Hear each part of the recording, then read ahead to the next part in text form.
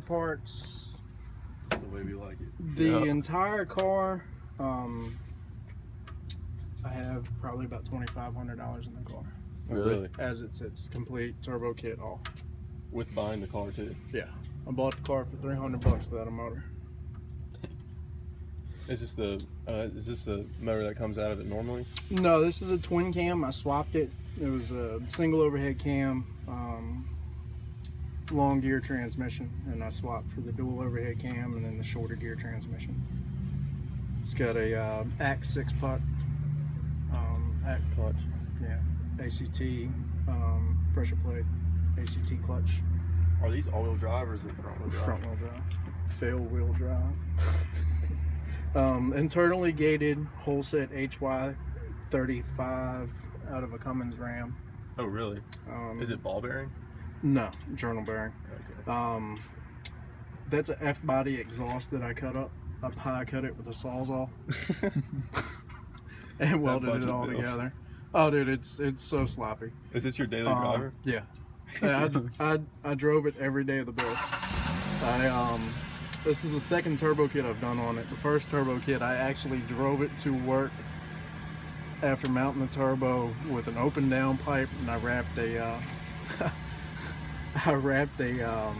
license plate around the down pipe with some copper wire so I could drive it to work, and then dropped it off at the exhaust shop on my lunch break. When we saw it at your work, it didn't have a bumper on it.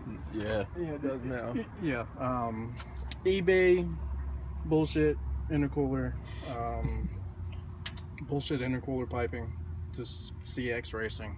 Yeah. It's actually decent quality. Like, I was really surprised because I have like $100 in the intercooler and the intercooler piping, and I didn't expect it. There's a 3-ply couplers, T-bolts. I mean, it's decent stuff. It really is.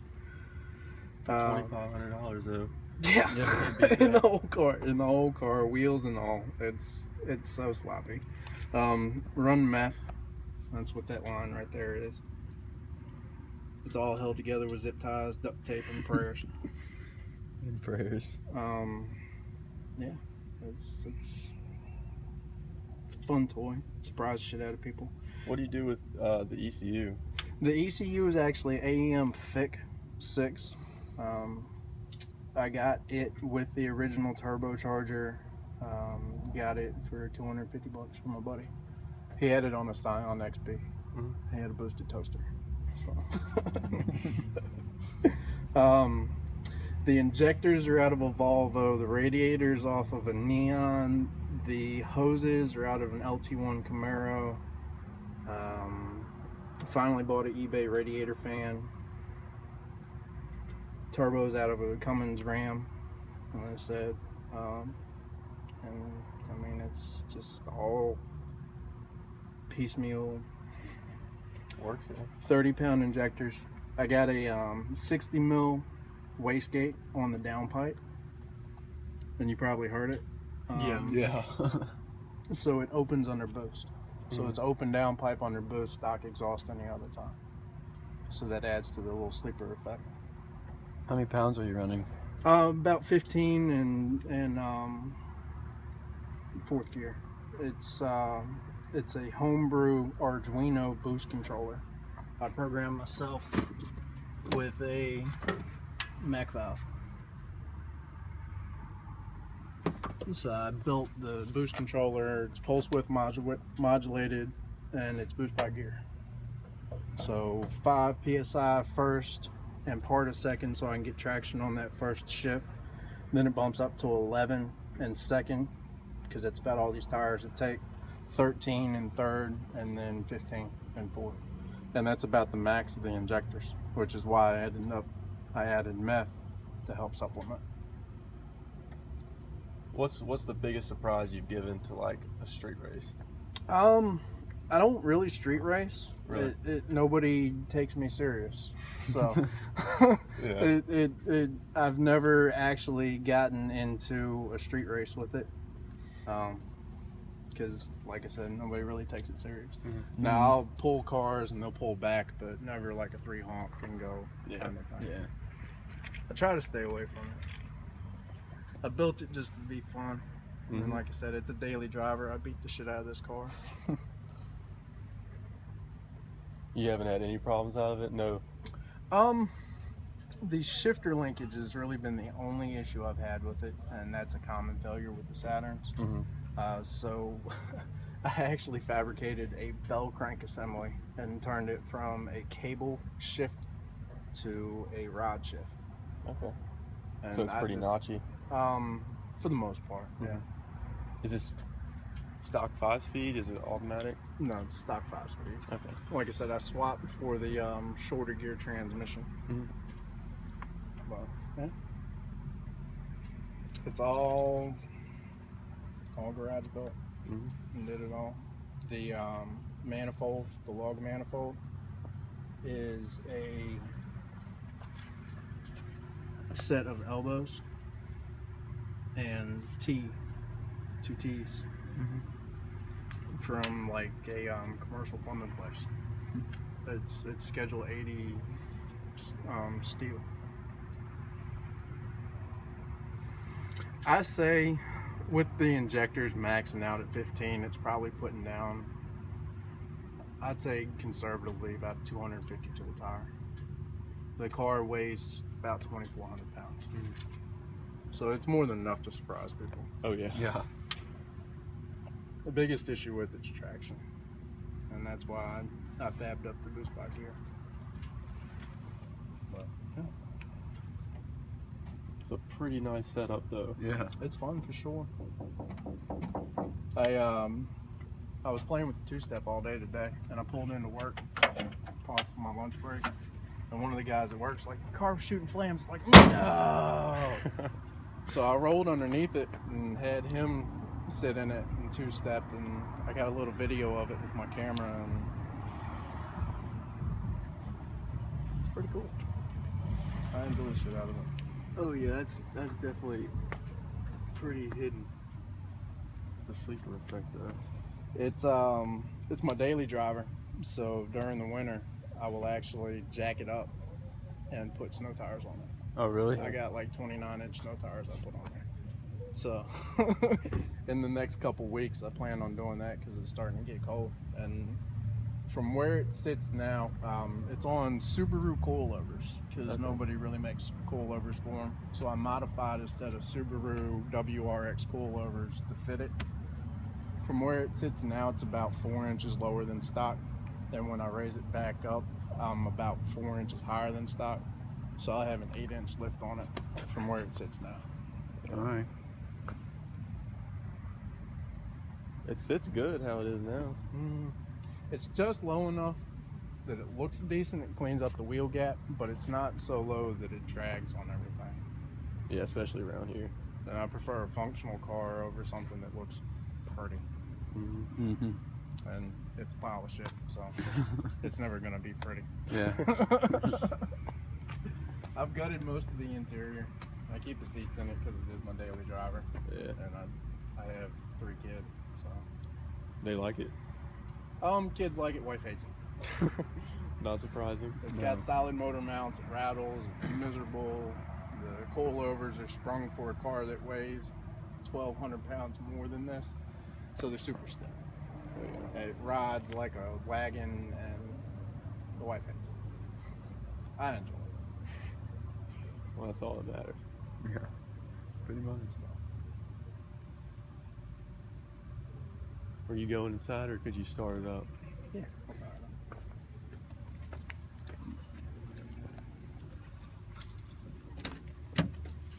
Where's the exhaust come out? The stock exhaust is back here. It's actually a muffler delete. There's no muffler on it. It's just straight pipe all the way back. And then when it gets into boost, that dump up front opens.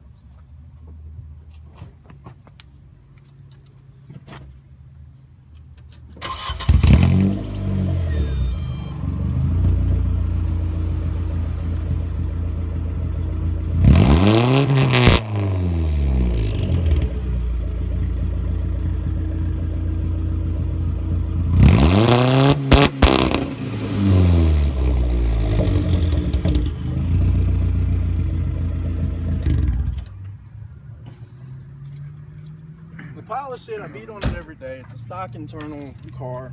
Nothing's been upgraded in it. Stock head gasket, stock head bolts. I've never opened the motor. It gets 40 on the highway. Damn. That's pretty good. 20 when I beat on it. That's the way to go. Yeah. All right. And it's dishwasher safe. I didn't say that. Oh my gosh. Oh my goodness. I don't know if you guys are familiar with Andrew Hicks, but he runs TFE Performance. He's done a few things for me. Okay. Yeah, we don't really know. It's a local performance shop. Mm-hmm. He does a lot of SRT4s. He's starting to do some Evos. Have you ever heard of Brandon White? Mm-hmm. He has a maroon reddish Evo 10, about 500 for the tire. Mm. It's a pretty nasty car. There's a lot of them that hang up at Ward's Road. There's a bunch of them. A lot of them are dicks though. A portion of them. Yeah. Unless you're in the scene or you have a car that commands respect, they are. I have an STI and I went there and didn't really know anybody and introduced myself and they kind of Snubbed you. yeah. It's just the way it is. It's a close-knit group of guys. Mhm. And I don't really fool with them either. But then again, I'm also almost 30 and have a wife and a house and 3 kids. So I don't really have time to hang out with all the 18-year-olds who think their cars are fast. Yeah. I'm blowing stock ass car. Have you built anything before this one? No, this is actually my first turbo build. The reason I built this car, to justify it, I have a 1972 Dodge Charger with a 440 in it. Mm-hmm. And it's gonna end up being a junkyard twin turbo setup. Oh wow. And I intend to put about 900 to the tire through that. All Good junkyard. Lord. Well, might have to let us know if you do ever do that and Yeah. make a video of that one too. It'll be a while. This one, I'm about to drop the AEM and go with the Mega Squirt. Actually, I just picked one up real cheap from a guy. Mm-hmm. I need to modify the board to pick up the Hall effect off of the ignition module. And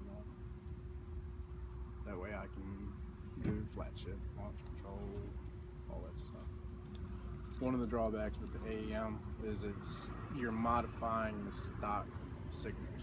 Mm-hmm. So you can only go so far.